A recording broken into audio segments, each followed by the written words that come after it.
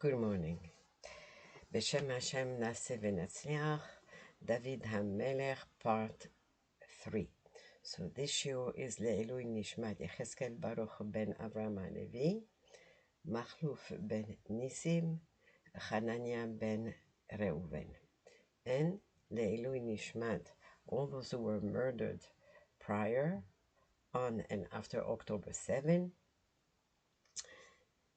and for Refuah Shlema to Avraham ben Chana, Zechariah Dov ben Pearl Shira, Chaya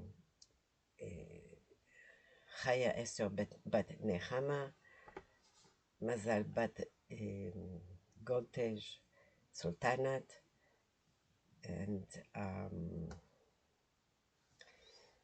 Tova bat Tzipora. And for our singles, she's Kulivnot Bait Neman Bethel Bigdusha Betahara. And for the Hatzlacha of the Chinuch of our children in Derech HaTorah Beshalom, and for Panasa, Bracha, Hatzlacha, Vesimcha in our life. And thank you, Hashem, for all your chasadim. So today we're learning part 3 of the life of David Hamelech. As we said yesterday, his life was he was on the run, constantly running away from Shaul. And obviously it stopped when Shaul died at war with the Pelishtim. So now David marries Bathsheba. However, David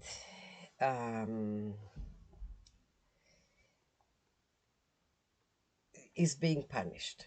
And let's see why. What's the reason? Why is he being punished? And did he really do something wrong? So David had asked Hashem to test him so that his name could also be added to the beracha of the Amidah, just like we say Baruch Atah Hashem Elokeinu Elokei Avraham Elo Yitzchak Velo Yaakov. He wanted also his name to be added so that his zechut would help us, just like the zechut of the avot help us. So he wanted his zechut also to help us. And so he asked Hashem, can you add my name? So Hashem says, look, David, the avot, their names is mentioned in the beracha of the Amidah because they were tested and they passed those tests, and that's why their names are mentioned. They were great tzaddikim, but they who did not pass a test, just like the avot did. So David HaMelech said, oh, so test me. Hashem, test me. And actually we have a big lesson here to learn, and that is never ask Hashem to test us. Oh, 1 second, I forgot to put this on.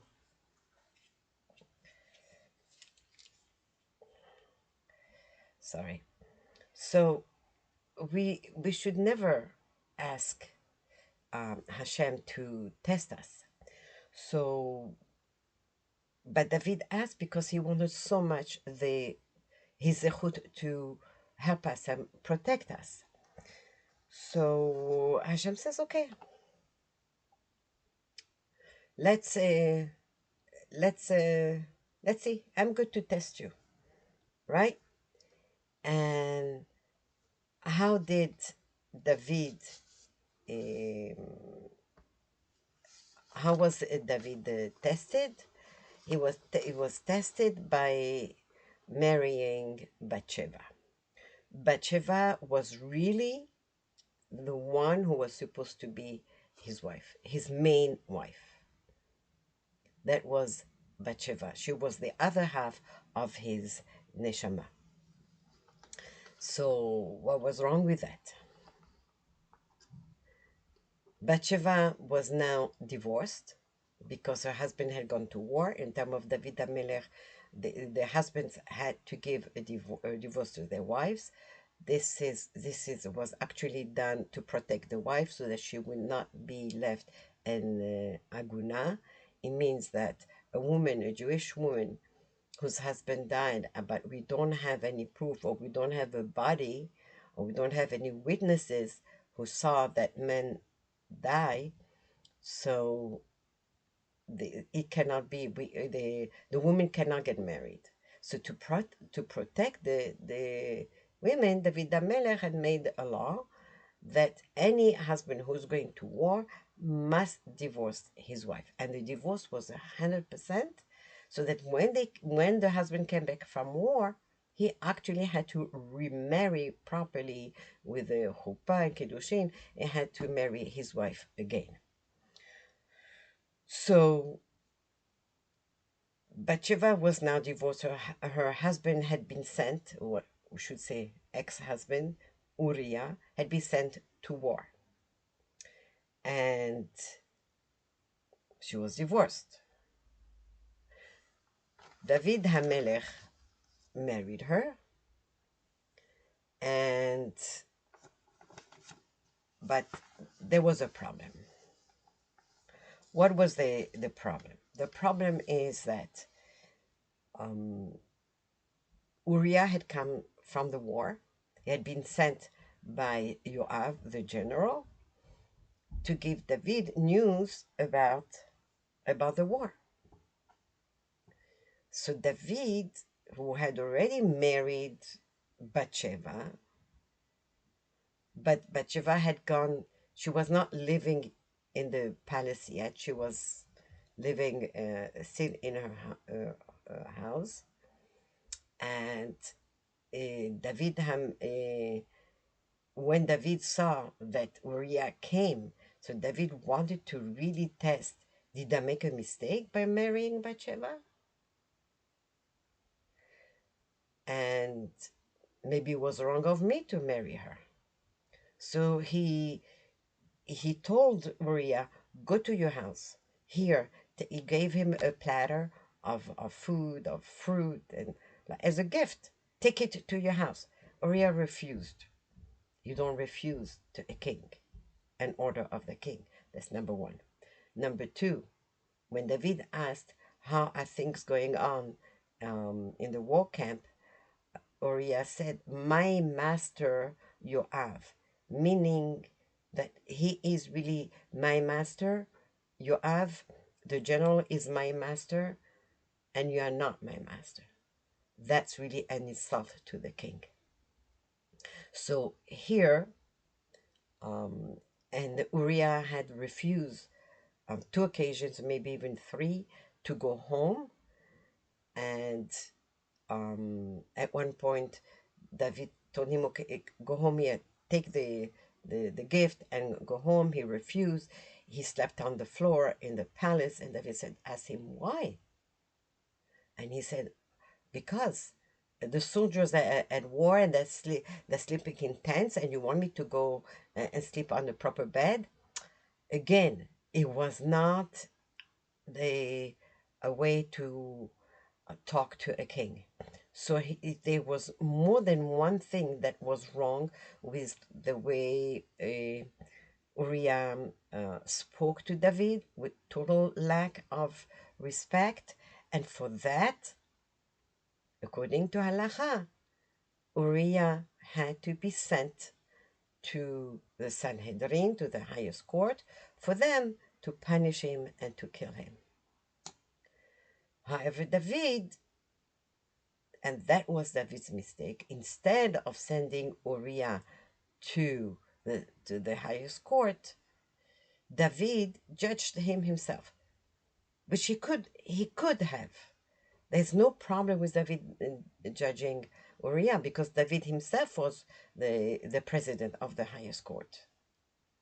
However, since David had married Bathsheba, people were going to talk, and that's exactly what happened. And for that, Hashem said, that was your mistake. And for that, David was going to be punished. And however, the Gemara says, Kol ha'omer David chata eno ela toeh.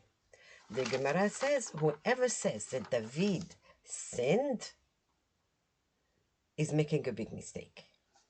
Okay.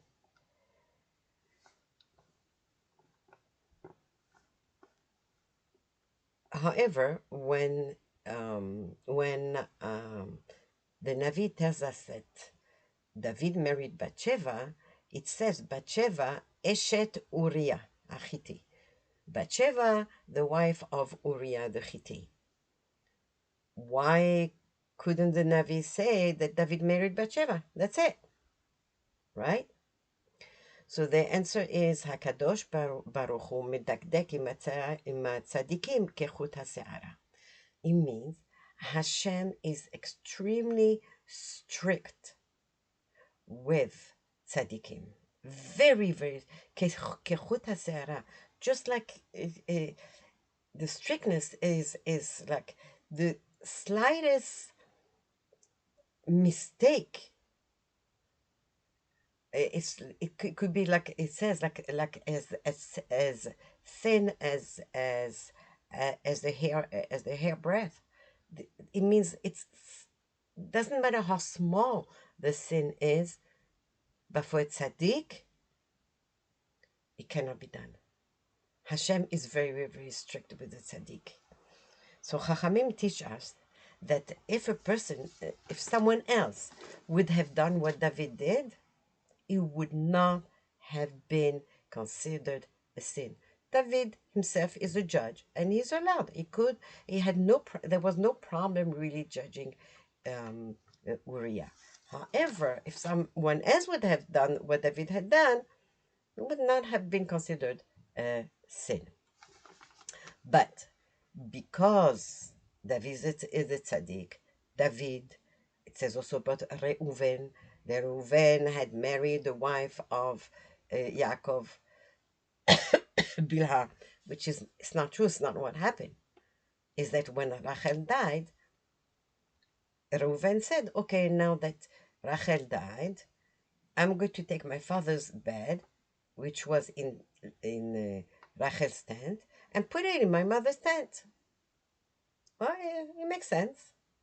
However, a child has no business mixing into his father's private affairs.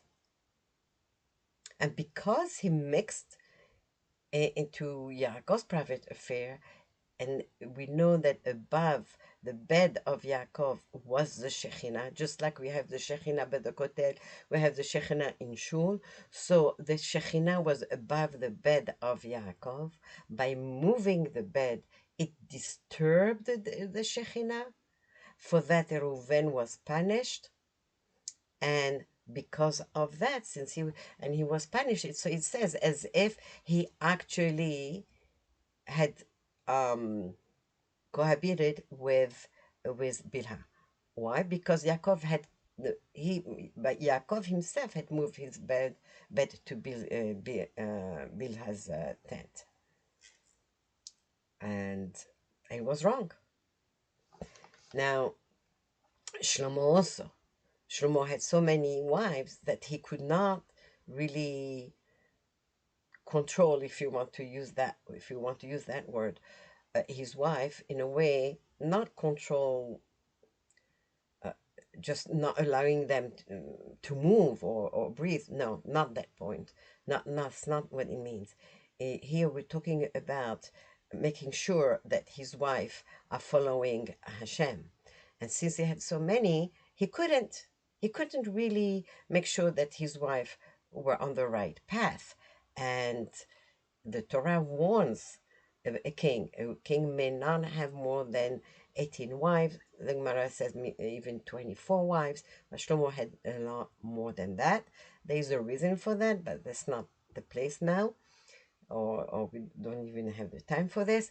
But but Shlomo also had sinned, and he said as if Shlomo had done avodah zarah, chas v'shalom. Shlomo was a very big tzaddik. He would not have done avodah zarah, but that's what his wife had done. So this just shows here we have 3 examples of 3 people, 3 tzaddikim, who had raised the bar so high. They had demanded of themselves so much, and they had raised the bar so high that when they sinned, it looked like something terrible. But if someone else had done what they had done, it would not have looked terrible at all. And so Chachamim give us also the example of Yehoshua, the leader of Ben Israel after Moshe passed away. He was the first of the Nevi'im, and he's the one who took Ben Israel into Eretz Israel. And so they fought the war. The first war was against Jericho. They had won. Not a single Jew had died at war. Not one single casualty. And then the second war was against the city of Ai. And there were 36 soldiers who died. What happened? Now already Joshua panicked. What's going on? He tore his clothes. The Zekenim also did the same thing. And they put ashes on their head and they sat on the floor and they were crying. They refused to eat the whole day long. Then Hashem said to Joshua, get up. Why are you sitting on the floor? What's going on here? Why are you doing what you're doing? Chata Yisrael. וגם עברו בריתי אשר ציוויתי אותם. וגם לקחו מן החרם, וגם גנבו, וגם כחשו, וגם שמו בכליהם. Hashem says to Joshua, get up. Israel has sinned. They have violated my covenant, my berit, that I have commanded them. And they took from the harem, they stole, they even denied that they stole, and they hid what they stole among their belongings. What was the harem? When Joshua finished fighting the war against Jericho, the first city, he said, when the war was already done, he said that the soldiers should go inside the city, take out any valuables, any gold, silver, copper, any precious stones that they would find. They should bring it and make a pile of it. And that was going to be harem. It means no one was allowed to take anything from it.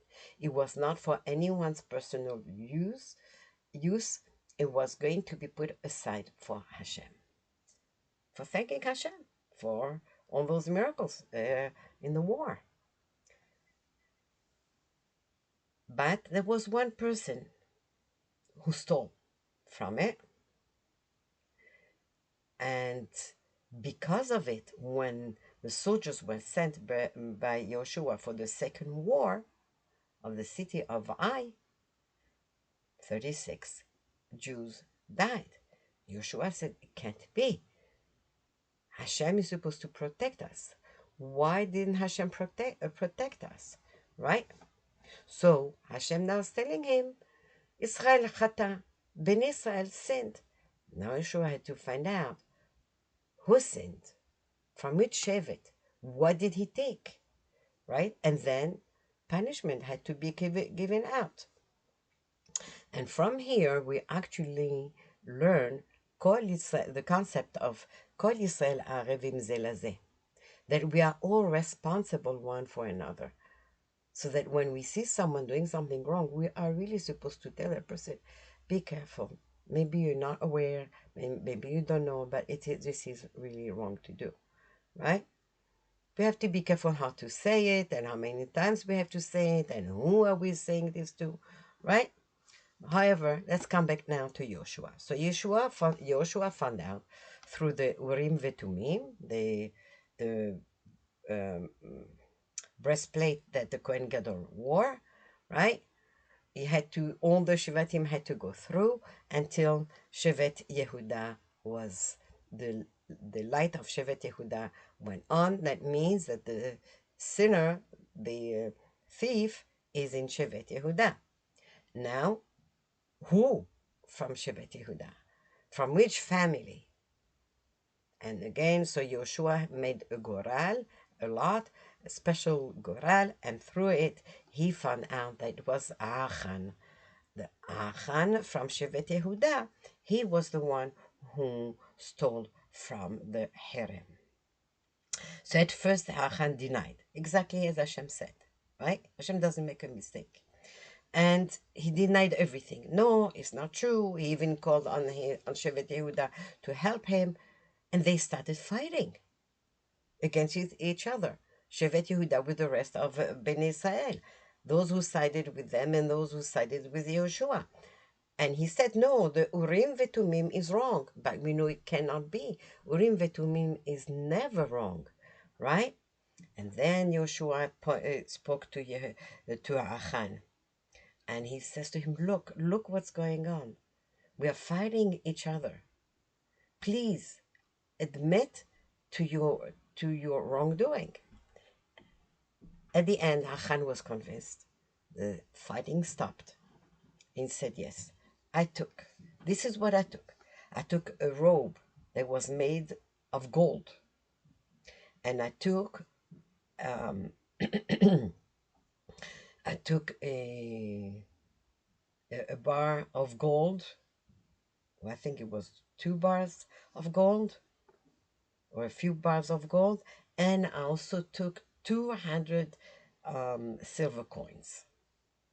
And I buried them under my tent. And this is exactly what Hashem has said, that the thief had hidden whatever he took among his belongings. This is exactly what Hashem had said.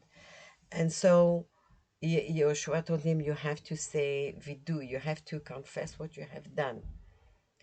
And Achan did. And then before he got his punishment, Yoshua composed the first paragraph of Aleinu Leshabeach that we say at the end of Tefillah, and Achan composed the second part, Al Ken Nekaveh. And he had to do Teshuvah along with his family. Then Achan was stoned. All his belongings were buried with him. According to some opinion, even his family was also stoned because they knew about it and they did not stop him. And that caused 36 men to die. Now, it seems that stoning is something really very harsh, but it wasn't just that they would just throw rocks at the person. It was done in 4 different ways. The four different ways are the 4 punishment of the Sanhedrin, right? The burning, the stoning, the hanging, and the killing. In the Masechet Sanhedrin really explains in details how the punishment was given out, had to be given out in a way that the person should not feel the stoning. It should not suffer too much. And it's a whole process. I'm not going to go into all of this, and I'm not going also into who was given this kind of punishment, right? We'll leave this alone.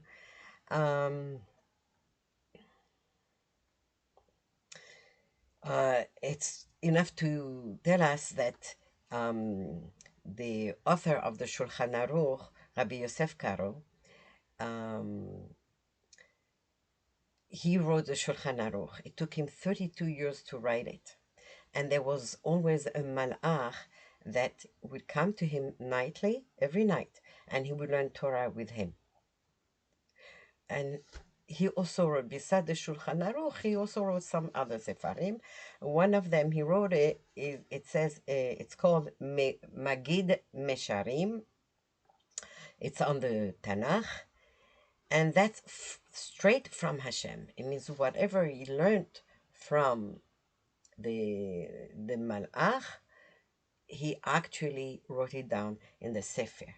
And one day, Rabbi Yosef Karo, when they were learning about David Hamelech, Rabbi Yosef Karo asked, "Where is David Hamelech now?"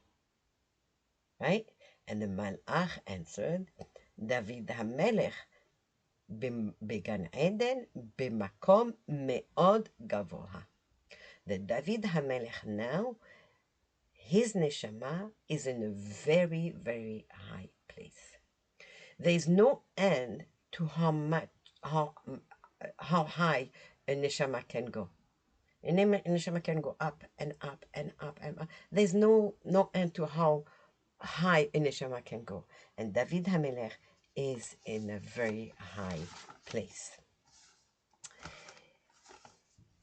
And so, because David HaMelech had sent Uriah to die, and he died at war, Hashem said to David HaMelech through Natan Hanavi, he said, "You're going to have 4 different punishments." What is it? One is that his son Kil'av was a tzaddik, was going to die. Number 2, he'll have the trouble of Amnon and Tamar, that Amnon was a half brother to Tamar, and he could have not even a half brother, I'm sorry. David HaMelech had married Tamar's mother, Maacha, and Tamar was already born when David HaMelech had married her. And Amnon was the oldest of David HaMelech. So Amnon wanted to abuse Tamar. And Tamar told him, "Look, go to our father." She called David her father. "Go, he'll say it's fine. We can get married. There's no problem to get married." But he refused to listen to her, and he actually abused her. That was part of David HaMelech, having that tsar, that suffering, was part of David HaMelech punishment. Number 3 was Mered Avshalom. For 6 months, David HaMelech had to run away from his son Avshalom, and he had to run away from Yerushalayim. Avshalom wanted to kill his father by the advice of Doeg HaEdomi, again, that same troublemaker, right, that we had talked about before. And then he also had the problem of Adoniah, who wanted to rebel, who started a rebellion against David when David was very, very sick. It was really dying. And so we see that David HaMelech life was just one thing after another, one thing after another. David HaMelech, the next thing, when he's running away from Avshalom, Shimei ben Gera comes out and throws stones at David HaMelech and curses David HaMelech, and David HaMelech does not answer, because he knows it's all from Hashem. And when Avishai wanted to kill Shimei ben Gera, and he was supposed to, David said, "Leave him alone. It's all from Hashem. It's all part of the punishment." He didn't say that to Avishai, but he knew it was all part of the punishment. If someone is cursing us, chas v'shalom, or not respecting us, it's because Hashem is using that person to do that to us. And that's what David said. Leave him, let him be, right? Hashem gave him permission to curse. That's all. It's all from Hashem. Then, later on, we learn much later on, we learn that there was a famine Ra'av for 3 years. And David Hamelech says it's because the nation did not mourn the death of Shaul. He was a king, he was a tzaddik. They did not mourn the death of a tzaddik. We are supposed, when a tzaddik dies, we are supposed to mourn the death just as if the Bet HaMikdash had been destroyed. That's how much we are supposed to mourn the death of a tzaddik. And Hashem said there is a famine because people did not give enough respect to Shaul HaMelech in his death. Then there was a Magefa. After that, there was a plague. 70,000 people died in one day because David wanted to take a census. He wanted to count the people. And it's not allowed. We are not allowed to count people unless Hashem wants us to.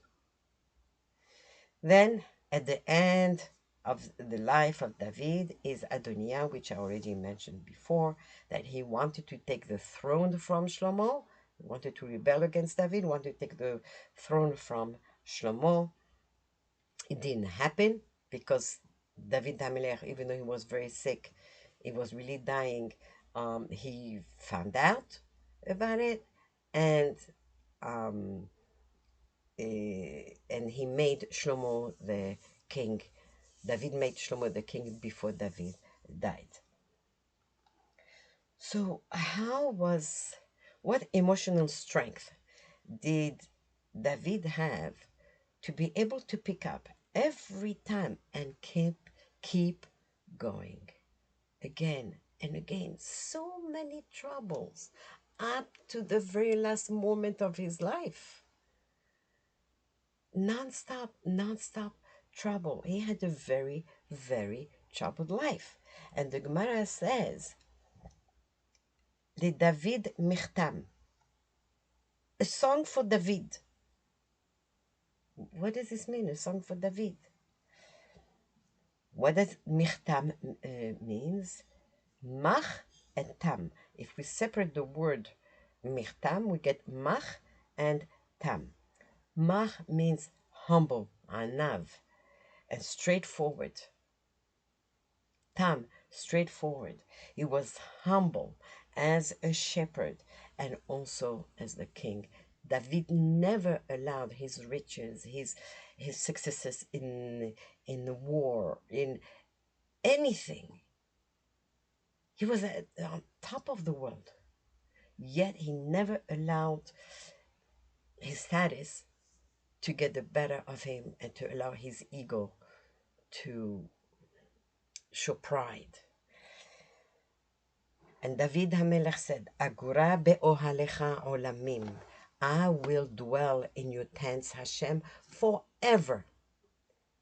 Really? Did David HaMelech really think that he was going to live forever? No. David meant to say, I hope to have the zechut, the merit, that all my divrei Torah will be studied in future in the Bet HaMidrash, in every Bet HaMidrash. And this is exactly what we are doing. When we say Tehillim, when we learn now about his life, and that's what we say, David HaMelech Chai V'Kayam. In Perek Samech Gimel of Tehillim, we learn that David is in Midbar Yehuda, in the desert of Yehuda, and he sings praises to Hashem. How much Hashem helped David in whatever situation David he praised Hashem. Whether things were going well or not.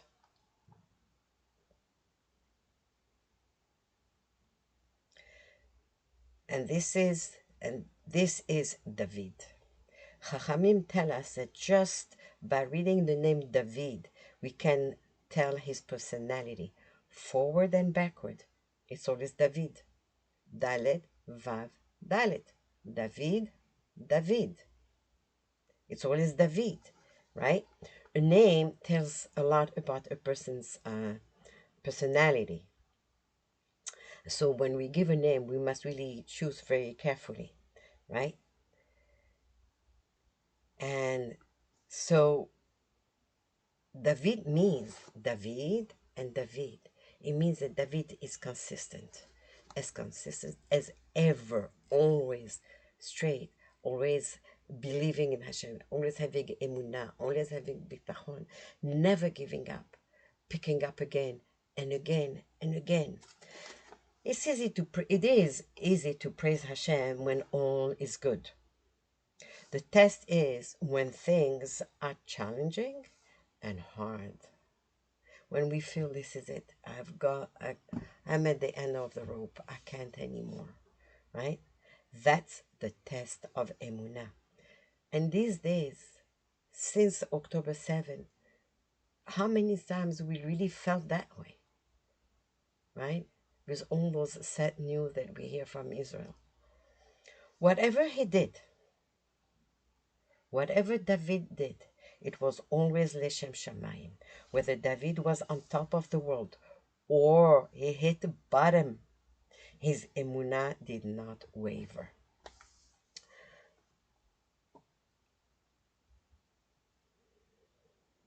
At times during his lifetime, David was in danger and he was going through so much suffering.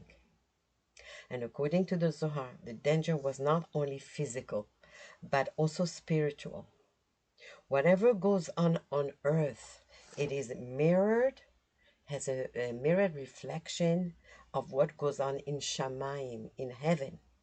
The Satan tried very hard to make David sin, but David held on very, very tight.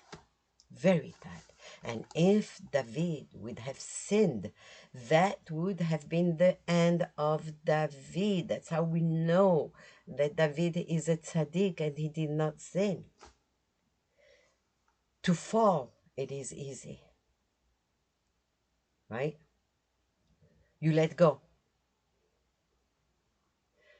And before you know it, you are far away. But to climb up the ladder, that's not a simple matter. That's hard work. And that's what David did. Kim'at duma nafshi. David said in Tehillim, Kim'at duma nafshi. My soul was almost still. Why? It would not have lasted. Why? Because of all the challenges, all the suffering, all the dangers that they had gone through. So why is it so hard to climb up and stay in Kedusha? It's all because of Chet Adam Harishon, because of the sin. We always come back to that. We go round and round, but we always come back to it. Because of the sin of Adam Harishon. It caused the Kedusha to disappear. And to get to it, it takes a lot of hard work. Whenever we sin, Adam Harishon already caused the Kedusha to disappear, to move back, to stay away, right? And every time we sin, it's the same thing. The Kedusha stays away. So it means now we have to, the hard work means that we have to fight the Satan. We have to fight the Satan to be able to get back that Kedusha.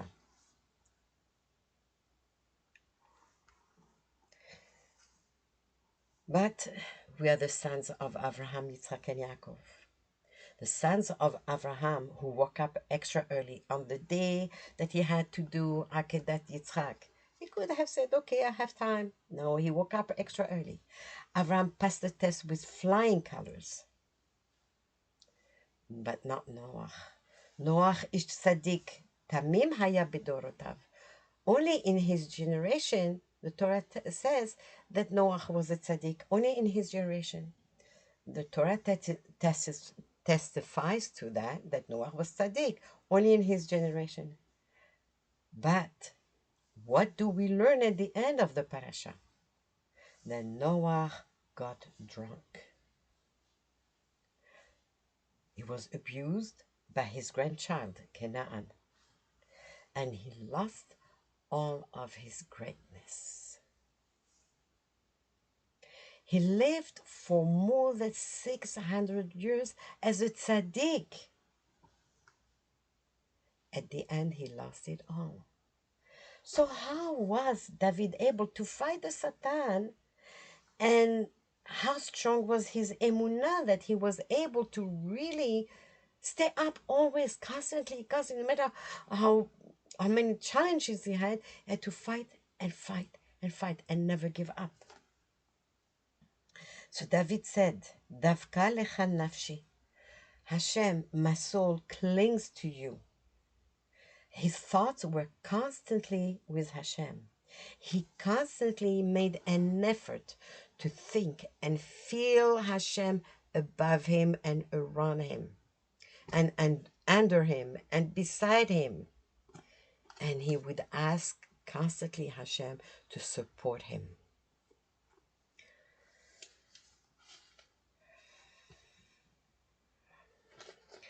David worked all along on two characteristics, two midot, anava and hachna'ah.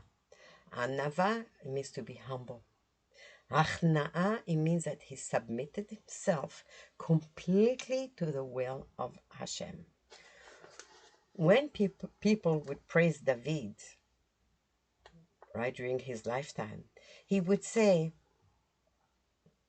Chokhmah, you say that I'm Chacham, it's Hashem who gave me Chacham.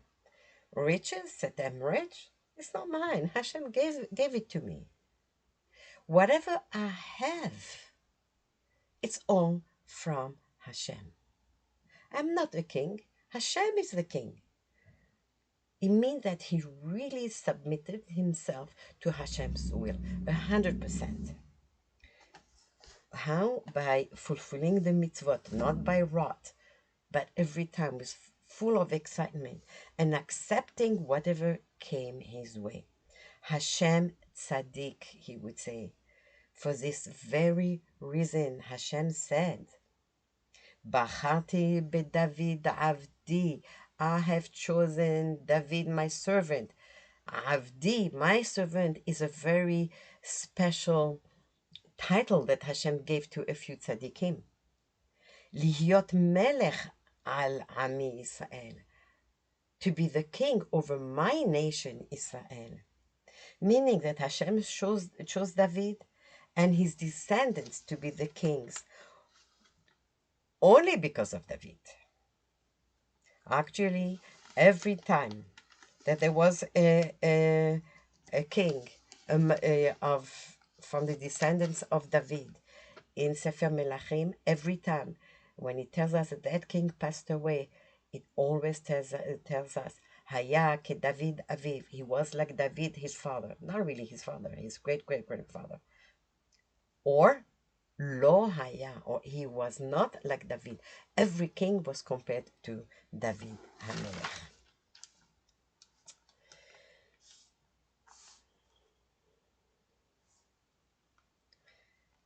Okay, one last thing, and then I will stop here.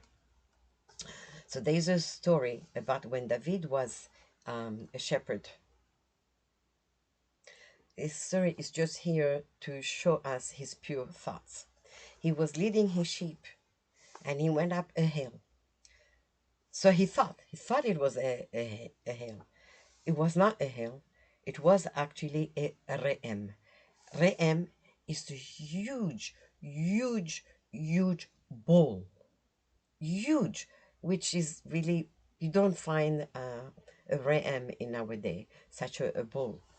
That each horn is about 100 meter long, which is, I would say, maybe about 80 yards long or 85 yards long, which is, it's a lot. It's huge. But these were just his horns.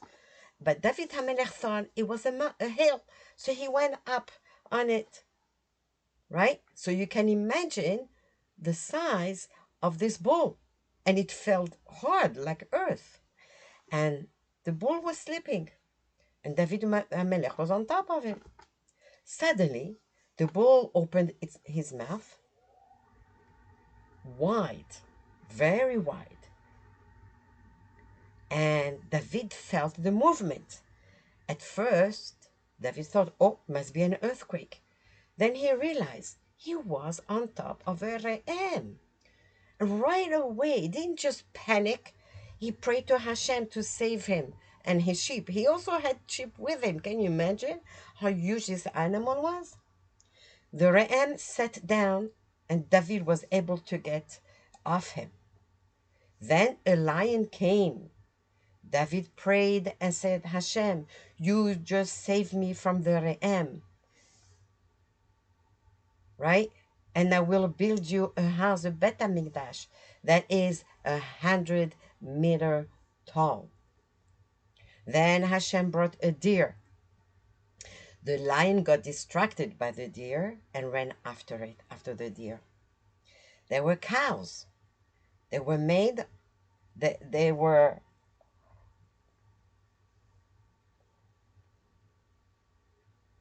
sorry, there were coins, I'm sorry, not cows. There were coins that were made in the time of David Hamelech. So on one side of the coin, it would show the Migdal David, the Tower of David, and the other side, it would say, show a stick and a bag. What's the stick? The stick is that David would say, look at the Migdal. If any thought came to me, right, that I live in a Migdal, in a tower, right, then I would take the coin and turn it over so that I would look at the stick and bag to remind me that I used to be a shepherd that nobody liked, that nobody wanted to have anything to do with, right? And so I'm going to stop here, and Be'ezrat Hashem will have the next class soon. Have a good day.